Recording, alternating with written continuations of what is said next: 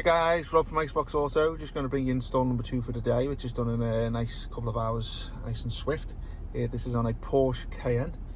As you can see, this is our OEM style system, which pretty much looks quite original in terms of how the old radio was designed. I'll just zoom in for you here so you can have a better picture. There you go. This is our RBT5546 model, which is 432 gig of standard and 8-core processor. You can upgrade up to 464 gig and add a few little extras like the DSP sound processing chip. Also, CarPlay can be added to it as well as Android Auto, and you can increase the memory up to 464 gig. This is gone into the car with the original Bose speakers, as you can see. You will need an optic box from our shop to actually incorporate into the behind the dash here to link into the optic cable of the car. If you don't have Bose speakers, you don't need the optic box, but if you do, you need to add it to cart. Okay, so it works with the steering wheel controls. I'll just show you there, and I'll just do the C. Let's change the radio station if you want on the other side of the steering. So I'll just lower that down 1 second. So as you can see, it works with that nice. So this is, as I said, it's our RBT5546 model, which is, we'll put a link in the description down below. It comes with, this is the home page here, which you can, if you want, customize it if you wish. So if you're finding that you use one of these applications here, you can move it all the way over to your home page and have ease of use in terms of changing things around. This is the navigation. I'd say it's an Android operating system, so it's an Android 12.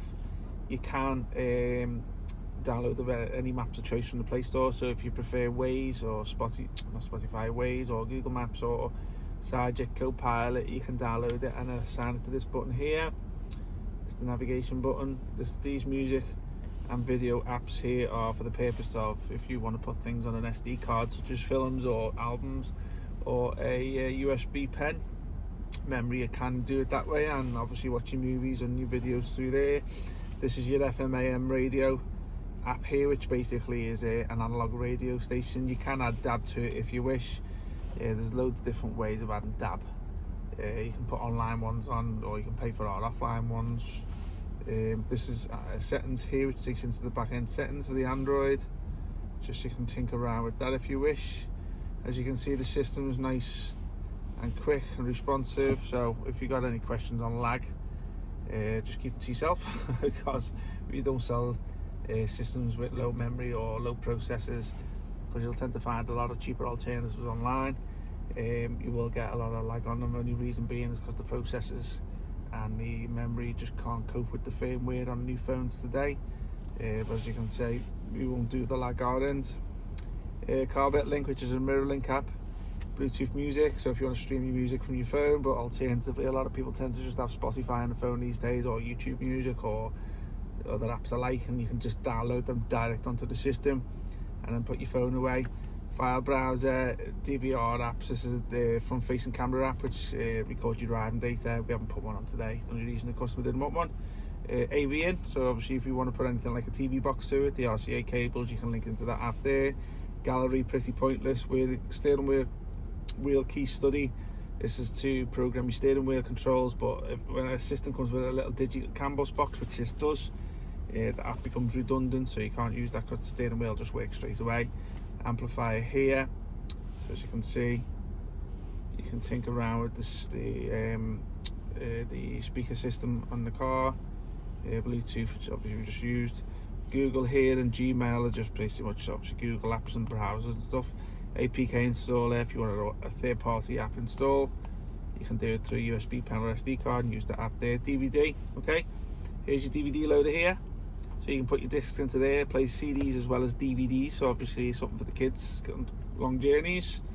Chrome, clock, maps, Play Store. Okay, there's the Play Store here, so obviously you'd need an internet connection with your phone to log in, so we'll do that when the customer comes. YouTube already pre-installed. This is the DAB radio app, but that's the one that works with our offline DAB kit, which is $39.89. But as I say, you can download an online one onto the system anyway, so as long as your phone's connected to a SIM card on the dongle site, you can use that sort of app there.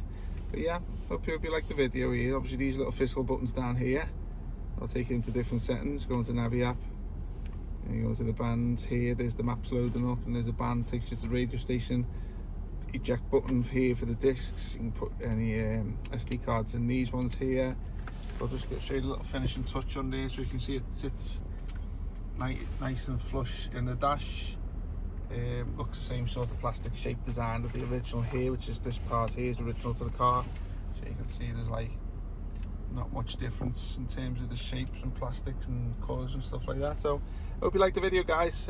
Any questions, give us a shout, and you have a nice day, and I'll bring you some nice new videos in a short while. Thank you, bye bye.